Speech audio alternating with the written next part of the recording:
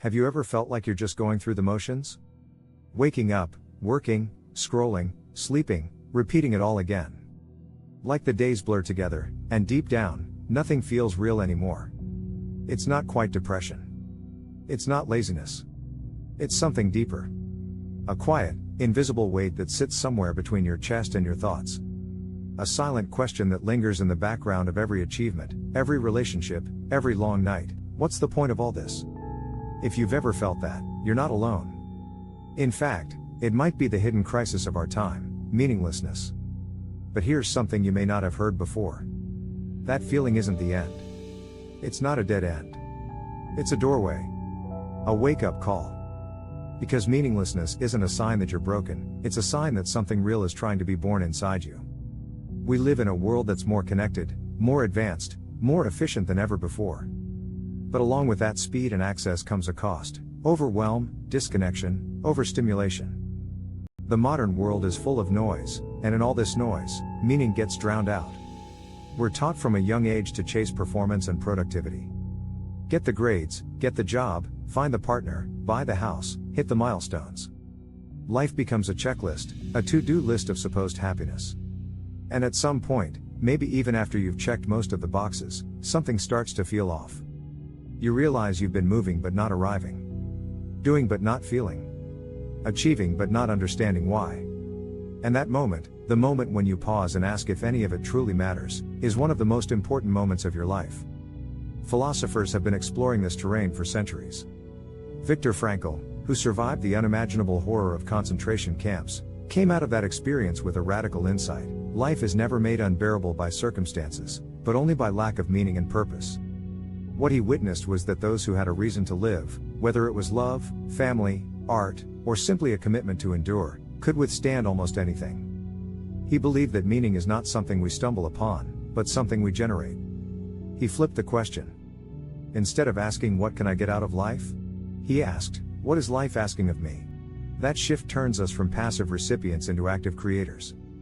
Meaning, then, becomes not a thing we find but a thing we build, with our choices, our attention, our love. Albert Camus took it further. He didn't deny that the universe might be silent. He called it absurd, the tension between our hunger for purpose and the apparent indifference of the world. But instead of collapsing into despair, he offered a different response: rebellion. Not a rebellion of violence, but of spirit. He challenged us to live as if meaning exists, to create beauty, love, and truth, even if the universe doesn't hand us a blueprint. Camus saw courage in continuing the struggle, in finding enough joy in the act of living itself. The struggle toward the heights is enough to fill a man's heart, he wrote. Meaning doesn't need to come from some grand cosmic purpose. It can come from the decision to live with integrity, depth, and presence, despite the absurd. And Nietzsche, often misquoted, famously said, "He who has a why to live can bear almost anyhow." He believed deeply in the importance of crafting one's own values, of becoming who you are through struggle, reflection, and responsibility. Meaning, to Nietzsche, was not a comfort but a fire. Something to forge, not something to receive. But how does this help you now, in your real, modern life, filled with emails, bills, messages, loneliness, and long nights of quiet doubt? It helps by giving you permission to stop waiting. Stop waiting for meaning to be handed to you, for clarity to arrive in a neat package. It gives you the power to begin wherever you are. The feeling of meaninglessness is often a result of disconnection, from yourself, from your values, from your body, from the present moment. So the first step is to slow down. Stop filling every empty space with distractions. Meaning doesn't shout. It whispers. And to hear it, you need silence. Not just external silence, but internal space. Time to ask real questions and time to listen to the answers. Start with something simple.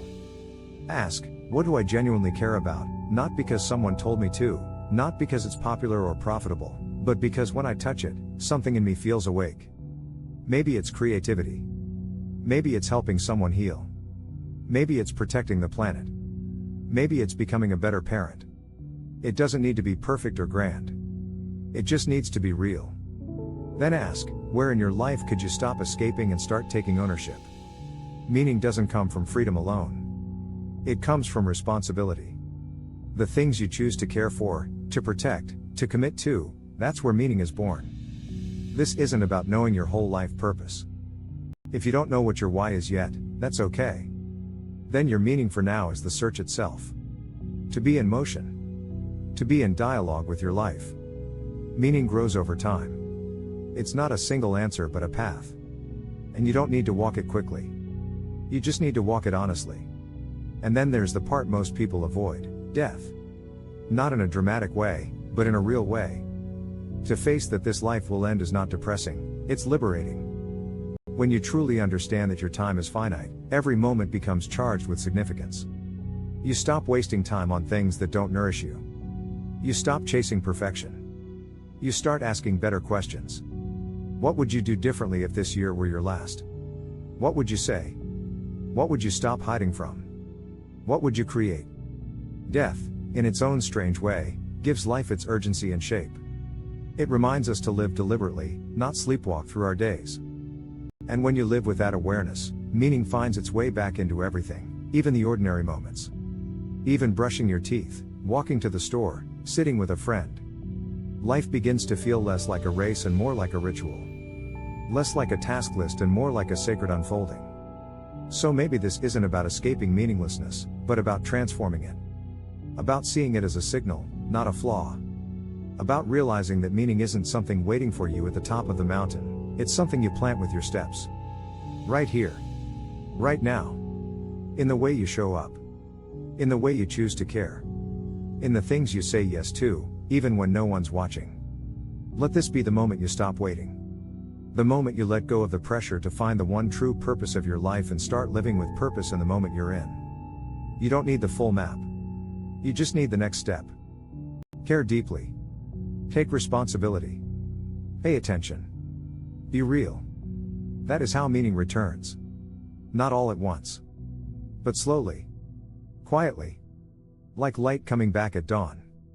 And if something in this resonated with you, subscribe to this channel to keep walking this path with us. This space is for people like you, people who feel deeply, think honestly, and want to live more fully. You're not alone in this. Meaning is not out of reach.